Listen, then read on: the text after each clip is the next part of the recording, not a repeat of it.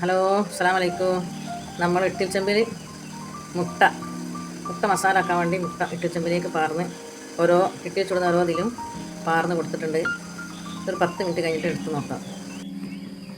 നമ്മുടെ മുട്ട ഇവിടെ റെഡി ആയിട്ടുണ്ട്. ഇഡ്ഡലി ചെമ്പിൽ ഇഡ്ഡലി ചുടുന്ന അതിലേക്ക് പാർന്ന് മുട്ട റെഡിയാക്കിയിട്ടുണ്ട്. ഈ മുട്ടയിലേക്ക് ആവശ്യത്തിന് മസാല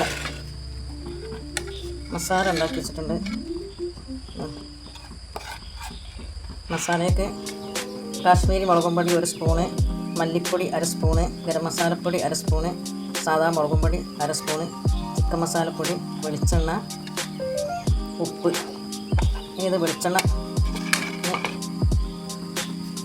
ഇതിൽ വെളിച്ചെണ്ണ പാർന്നിട്ട് മസാല പരട്ടി പൊരിച്ചെടുക്കും. മുട്ട മസാല നല്ല രുചിയാണ്.